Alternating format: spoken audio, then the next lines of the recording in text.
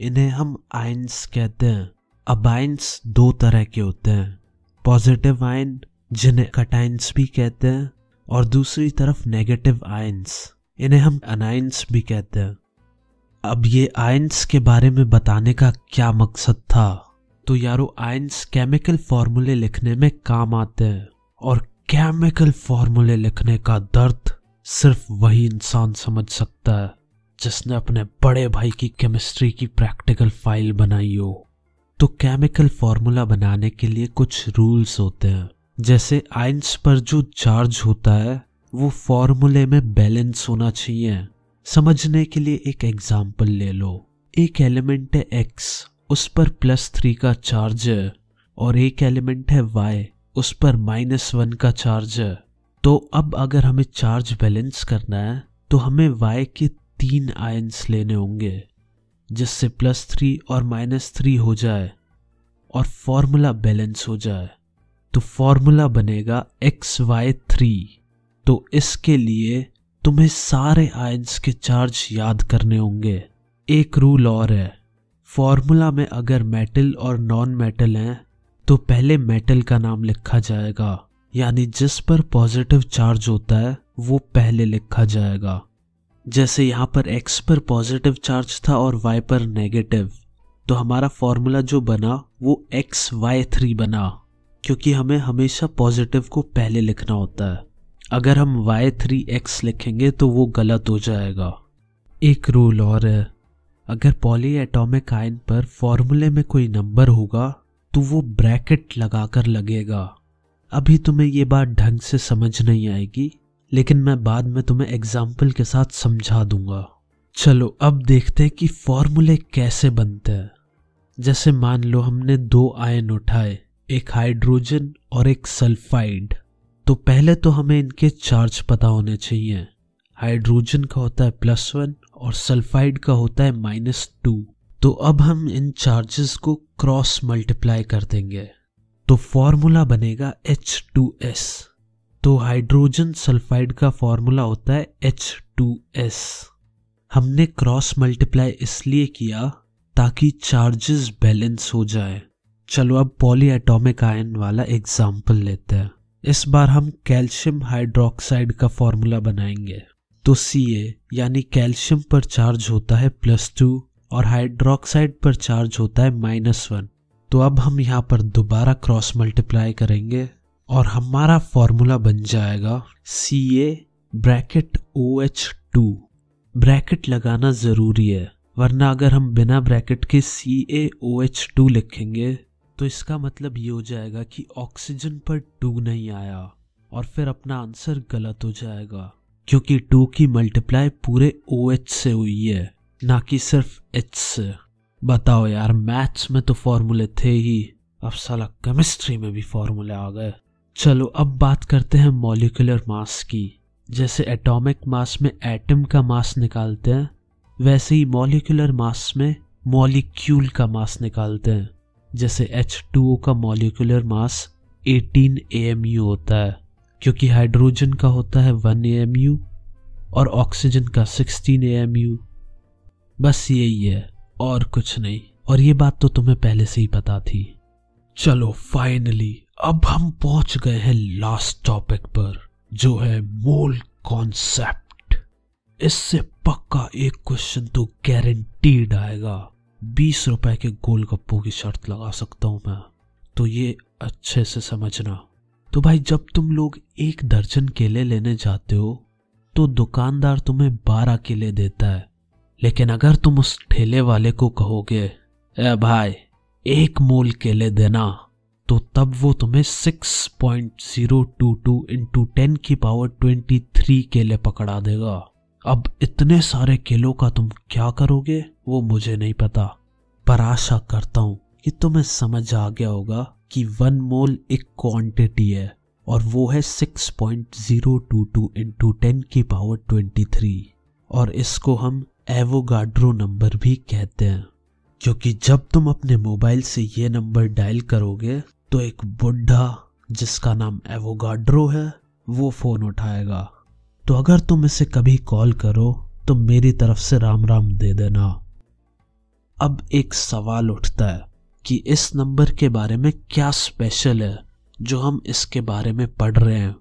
तो भैया जी बात ऐसी है कि अगर तुम किसी भी मॉलिक्यूल, आयन या एटम का एक मोल ले लोगे तो उसका एटॉमिक मास या मॉलिक्यूलर मास तुम्हें ग्राम में मिल जाएगा।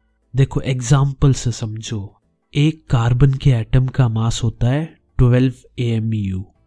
तो अगर हम एक मोल कार्बन के एटम लेंगे तो उनका मास होगा 12 ग्राम, यानी 6.022 इंटू 10⁻23 कार्बन के एटम्स का मास होगा 12 ग्राम्स।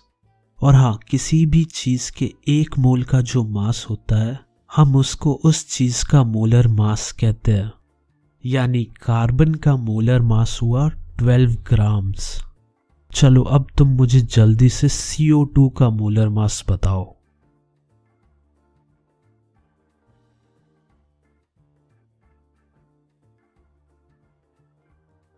आओ देखते हैं CO2 का मोलर मास कितना है।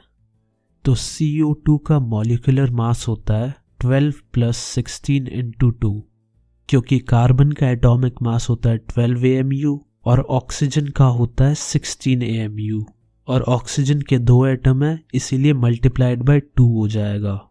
तो यहां से CO2 का मॉलिक्यूलर मास आ गया 44 AMU, यानी CO2 के एक मॉलिक्यूल का मास होगा 44 AMU।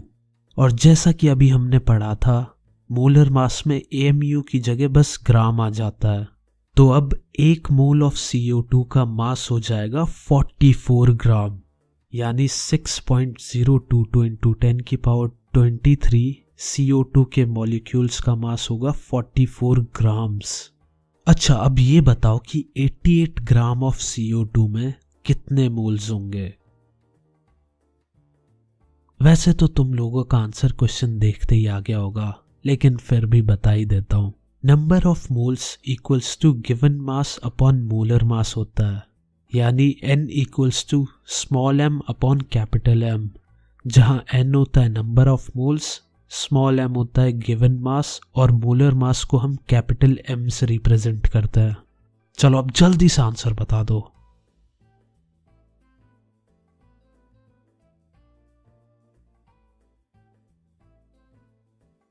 बिल्कुल सही, 88 ग्राम ऑफ CO2 में CO2 के 2 मोल्स होते हैं। इजी है, सीधा फॉर्मूला यूज करो। गिवन मास है 88 ग्राम और अभी अभी हमने CO2 का मोलर मास तो निकाला ही था जो कि था 44 ग्राम।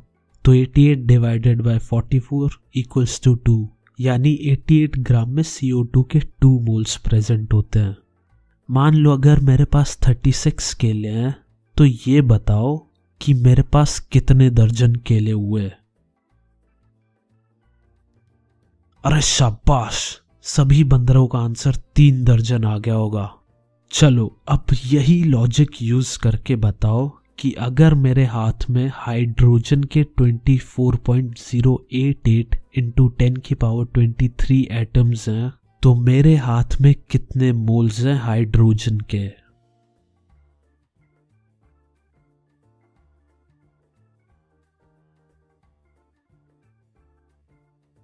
बिल्कुल सही, 4 मोल्स हुए।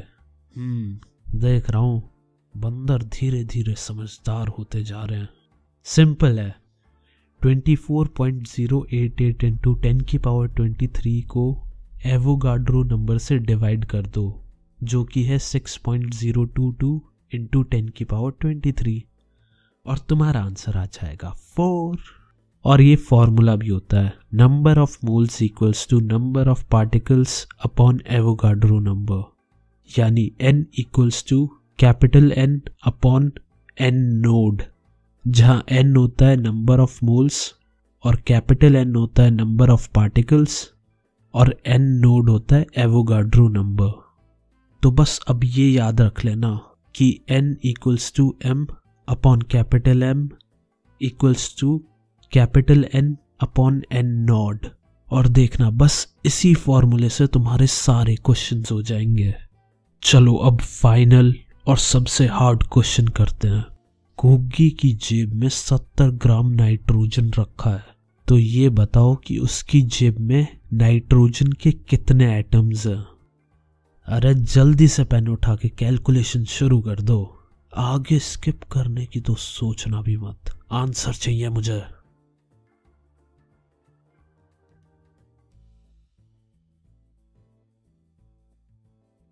आओ मेरे क्यूट क्यूट से बंदरों, देखते हैं कि गोगी की जेब में कितने एन के एटम्स हैं।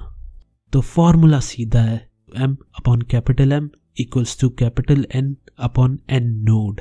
हमें गिवन है गिवन मास जो कि है 70 ग्राम और नाइट्रोजन का मोलर मास होता है 14 ग्राम, जो कि हमें पहले से ही पता है। और हमें ये भी पता है N नोड होता है 6.022 इंटू 10 की पावर 23। तो अब सीधा given mass upon molar mass equals to number of particles upon Avogadro number में वैल्यूज डाल दो और आंसर आ जाएगा। 70 upon 14 equals to capital N upon 6.022 into 10 की पावर